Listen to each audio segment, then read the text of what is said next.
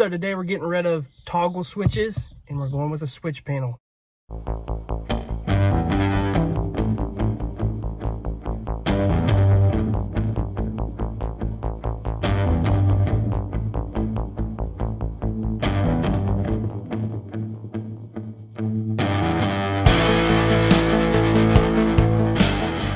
ahead and picked up an 8-gang switch panel from Auxbeam. The reason why I went with this is because it comes with everything you need and it's actually a really good price. I'm going to go ahead and do an overview real quick to show you what comes inside and why I like this particular switch panel, because I wanted to update the Jeep from toggle switches to something a little bit more modern. I'm going to go ahead and open this bad boy up. Plus it comes with everything you'd ever need. Comes with a sticker. Comes with all that good stuff there. And it comes with all kinds of different stickers that you can put on this thing. Pretty much for everything you can think of. You even have blackout stickers. So you got your fuse panel and where you put your wires and stuff in. Extra fuses. This is rubber and this is aluminum or metal. And the top is plastic. So I like that. And then it has your breaker here and your switch panel itself. Like I said, comes with a plug, and here's your switch panel. You lift this up right here, it comes with all the cables that plug in, no wiring together but connectors. Here's this wiring. You even have a set of zip ties. You have a little bracket, and then you have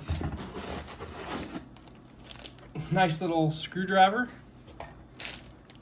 nice little plug-in, nice little wiring here that plugs in, bolts. Make sure I got everything out of there, and then here is your plate. Now what I like about this is you can mount this anywhere. Anywhere you want it to be. So like the mounting capability of this thing is awesome. You don't have to stick it somewhere. You can mount it somewhere or whatever you wanted to do. The option is there, and it all comes in this kit.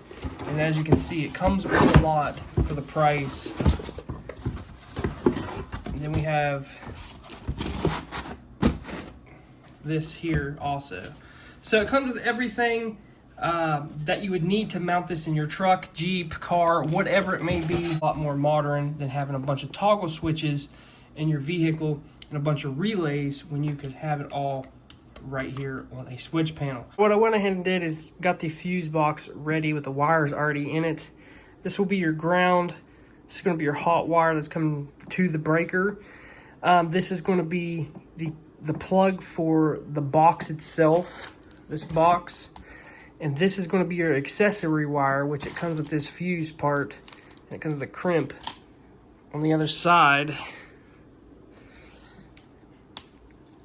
You just crimp it into there and put it in your fuse box. So we have a little bit of wire to play with here. So in my Jeep, I'm going to have to figure out where this is going to go. But a lot of people don't show where all this stuff goes. I made it nice and neat. I zip tied it here. Zip tied it here so it's nice and solid. Put your accessories in here, like your lights and stuff. You're gonna have 1, 2, 3, 4, 5, 6, 7, and 8.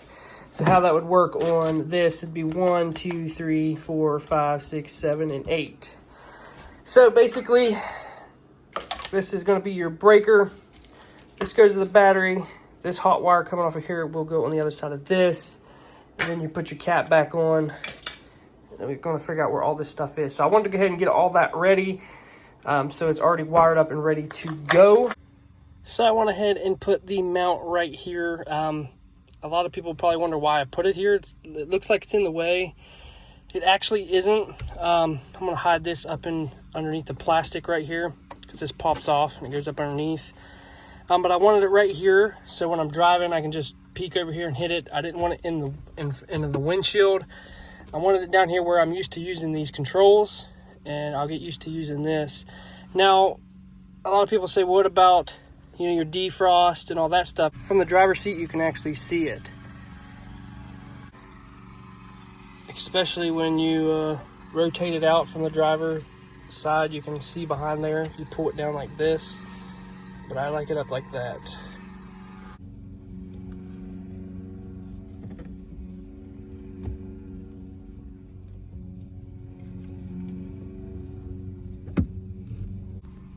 So after you get this installed where you want it, you plug it in right here and you tighten it up to where it's a secure connection. It does have a seal in it, so it doesn't get anything in it.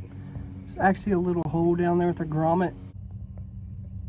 And I went ahead and mounted this right here, kind of at a slope so the water will run off of it if it does get water in it. I have a bunch of winch stuff here. So we got the fuse right here. It's hooked into the battery. The other side comes out, goes over here to the fuse panel. Got my ground that goes to the battery. You got your accessory wire that goes to the fuse box, and then you have your remote wire that goes inside. Super easy to hook up. There's nothing hard about it. The instructions are very plain. Like I showed you before, you have your negative and positive for the first block, and that's where you put your wires in for your lights or whatever it may be. First block I have the lights, and then the second block I have my CB radio, and then we'll have my amber lights, and then so on and so on. And yes, the hood does shut with that box right here.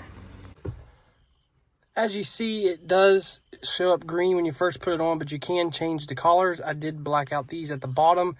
These are going to be my rock lights. That's my amber lights for the tailgate hinge. This is my radio, and this is my pod lights, which it says windshield lights. So that's for them out here, and they do work. Same way with the radio.